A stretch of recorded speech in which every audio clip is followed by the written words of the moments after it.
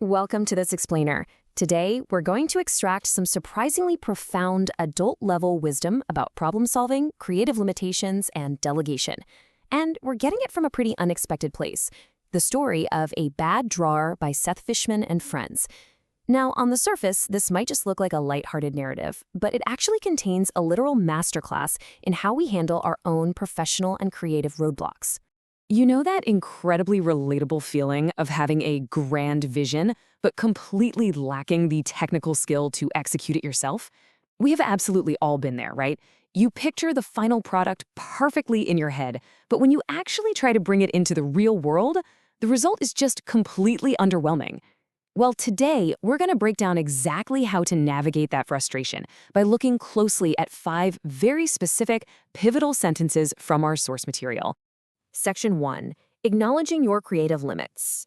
So let's anchor our journey on the very first stage of the creative process, which honestly is often the hardest part, radical self-awareness. Because before we can solve a problem, we have to accurately define what the problem actually is. And that brings us to the first of our 5 key sentences.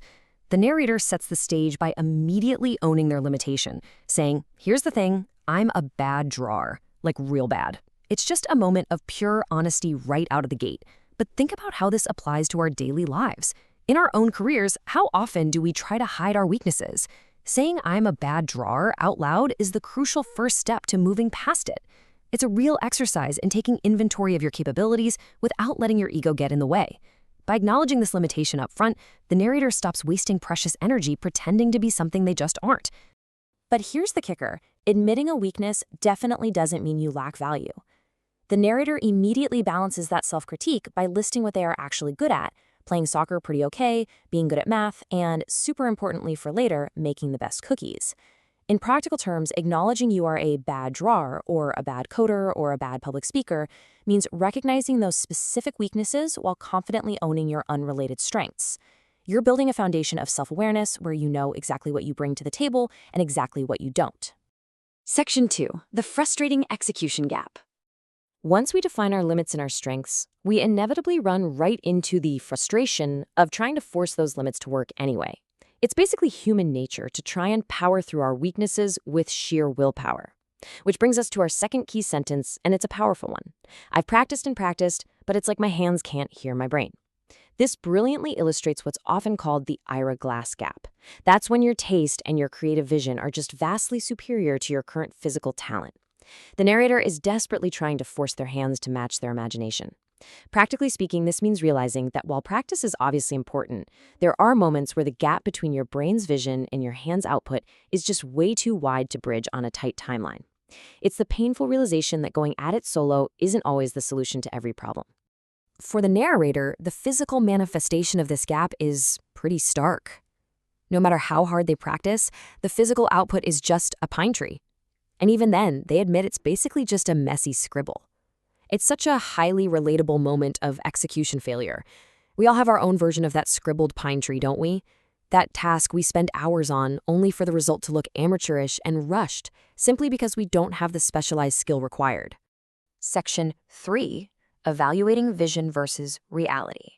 Let's move to the next step and see how this builds when we try to force a grand, complex idea through those limited technical skills we just talked about. The source material explicitly contrasts the epic cinematic vision in the narrator's head with the incredibly disappointing reality of what they can actually put on paper.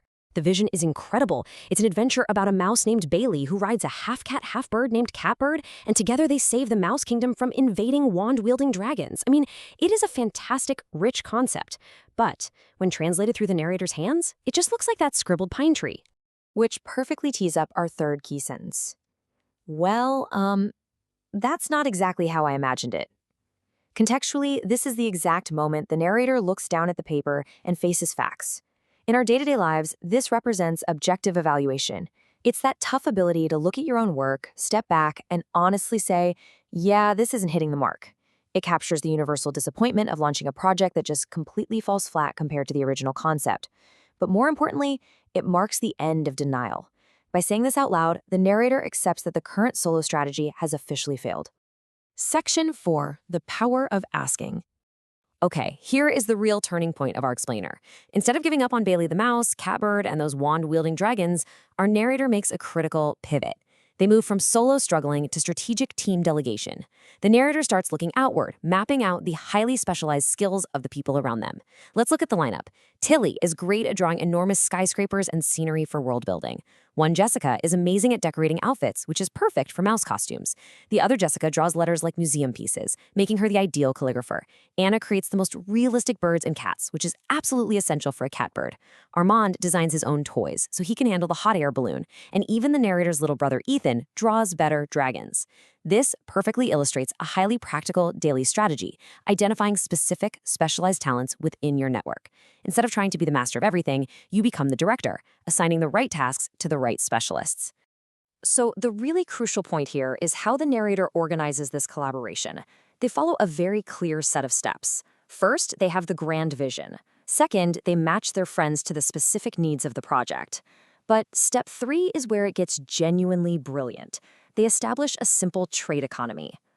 Remember earlier when the narrator owned their strengths? Well, they leverage their ability to make the best cookies, offering to bake for their friends in exchange for their drawing labor.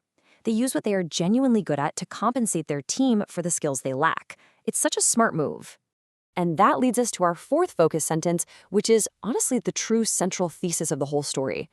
All I had to do was ask. The narrator realizes that their friends are completely willing to help bring this story to life. The real-world application here is profound, guys. You do not need to be the smartest or most talented person in the room if you know how to collaborate, value others' skills, and simply ask for help. Think about how many great ideas die simply because the creator is too proud or too afraid to say, "I can't do this alone, will you help me?" The narrator discovers that their network was absolutely full of untapped potential, just waiting for an invitation. And the result of this collaboration? Total success. With their combined powers, the coolest catbird is created. The narrator can actually show us how Bailey steals the wand from the chief dragon, and how they escape in an incredible hot air balloon to safety. Because they delegated effectively and empowered their friends, the story actually gets finished. It gets shared with the world exactly the way Bailey and Catbird would want it. The vision was saved by the team.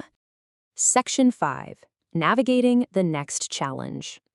Now, you might think the story ends there with a perfect, tidy bow, right? But, of course, in any creative or professional endeavor, solving one major problem usually just pulls back the curtain to reveal the next one. Which brings us to our fifth and final sentence. Just as the narrator celebrates their finished story, they realize that Catbird needs a theme song, and they admit, "There's only one problem, I'm a really bad singer." It's a perfect comedic punchline, sure, but contextually, it is deeply meaningful. The cycle of creative limitation and collaboration simply resets itself. Ultimately, this final sentence reminds us that growth and project management are continuous loops. You will constantly encounter the boundaries of your own skills. The goal isn't to become perfect at everything. It's to get really comfortable recognizing your limits and immediately leaning into your collaborative network.